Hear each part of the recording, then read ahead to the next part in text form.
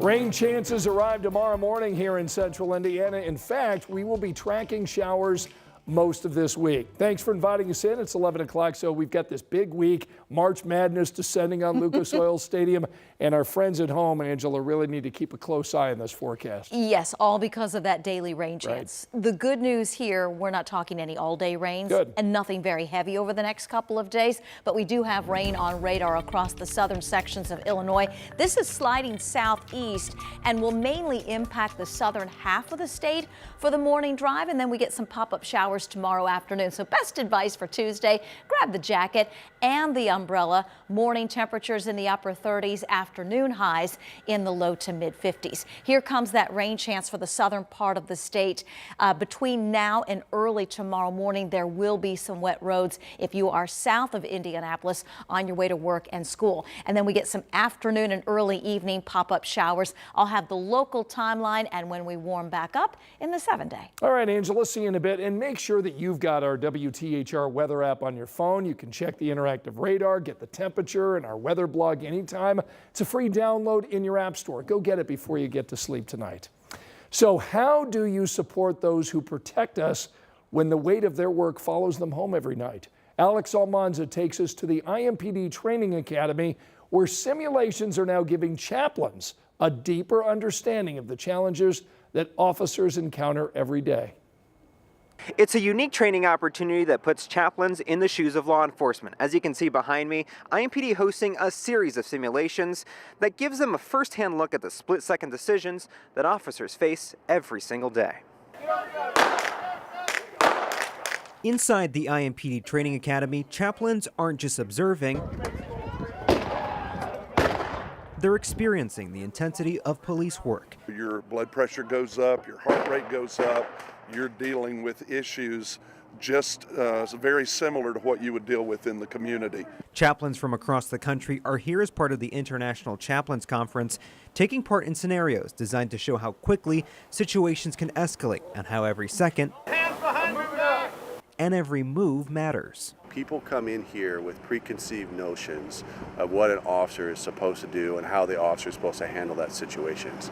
And then once they see the reality through this simulation of what's actually involved in human behavior, perspectives change. Ryan is the police! What? Ryan is the police! This simulation puts students through a scenario in which a roommate is having a mental health episode. This chaplain is being guided and telling the officer what decisions he's making and why he's doing them. God's talking to you? And while this is just a training scenario for the chaplains, for police, it's every day. And community members play a critical role in that reality, contributing to officer success and safety on the job. When you work on reducing crime, it helps them not have to be set up for hurt, pain, or struggles in life, and it's a blessing to them to know they get to go home and be with their families too. And that's really, truly what police officers want to do. They want you to go home to your family, and they want to go home to their family as well. In Indianapolis, Alex Almanza, 13 News.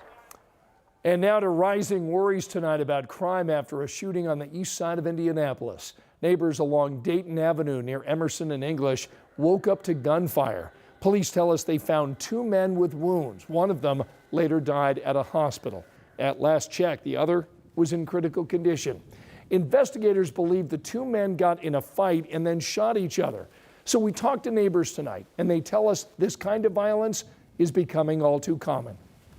It tends to be the new norm, unfortunately. It's always some kind of domestic relation that comes to gunfire, and that seems to be everybody's answer these days, and it's uncalled for. Police talked with witnesses near the crime scene as they pieced together what happened. Now, if you have any information that can help detectives, please reach out to IMPD tonight or Crime Stoppers. State lawmakers heard testimony today on a bill that supporters say will increase election security and transparency. But as our State House reporter Emily Longnecker tells us, others testified this bill addresses issues that are not a problem here in Indiana.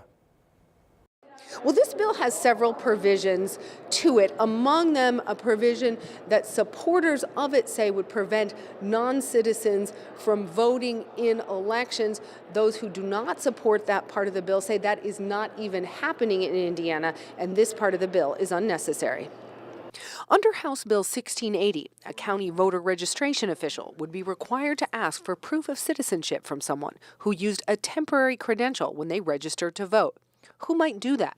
Voting rights advocates say someone who's on their way to becoming an American citizen might have a temporary credential through the BMV that indicates they're not a citizen yet, but here legally. That person might use that temporary ID to register to vote, so once they do become a citizen, they won't have to wait to cast their ballot.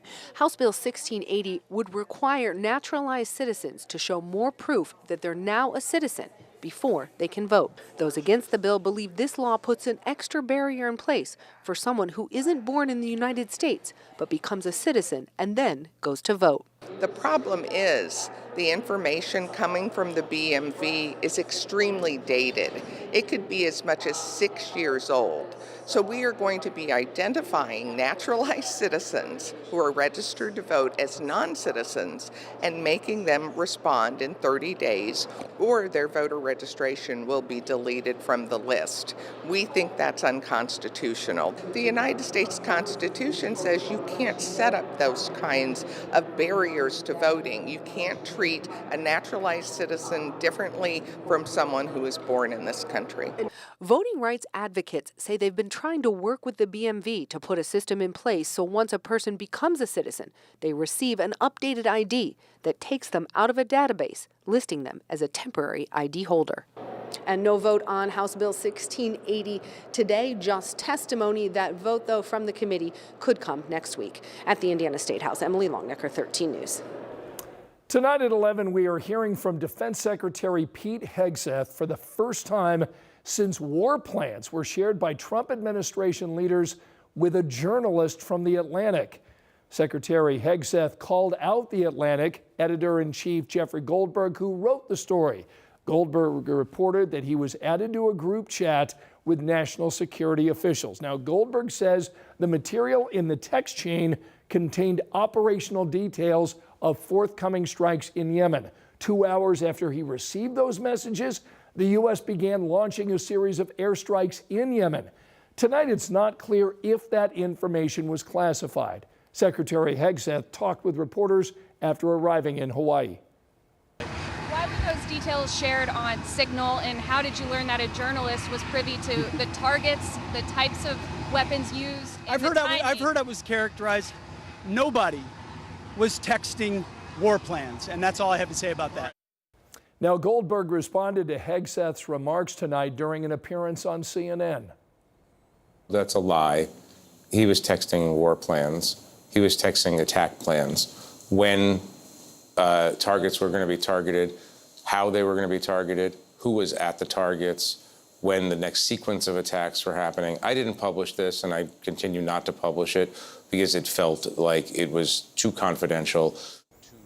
Tonight, the White House is saying it is now reviewing how that journalist was accidentally added to that group. Now, in a statement, the National Security Council said the message thread reported appeared to be authentic. Here's a look at the other stories making headlines right now. In just hours, a worker at a West Side Wingstop restaurant is due to make his first court appearance. He's charged tonight with shooting a DoorDash driver who was just picking up a food order. Investigators say after confusion over the order, the driver told an employee she was rude. He says that's when 7 other workers attacked him. The driver says he was shot in the back running to his car. 25-year-old Ezra Watkins tonight is charged with battery with a deadly weapon. Tonight, 6 people are behind bars in connection to a years-long drug investigation in Muncie. In all, the defendants were sentenced to a combined 87 years in federal prison. They were facing a variety of drug and gun charges. Investigators say they were working to distribute large quantities of fentanyl, cocaine, and meth. Tonight, crews are pushing forward with efforts to fix the streets of Indianapolis. So if you've been out driving recently, the number of potholes across our city should come as no surprise. But we just got these new images from Indy DPW showing contractors working on strip patching operations across Marion County. So they're asking you to give the crew space to work as they smooth out those bumpy surfaces. Tonight, we're getting a look at the progress to build a new animal shelter here in Indy. According to Animal Care Services, construction crews have been busy excavating and preparing the building's foundation. The new shelter is being built on the southeast side of Indianapolis near Raymond and Emerson. It's expected to be more than 3 times the size of the current facility, which has struggled with overcrowding issues.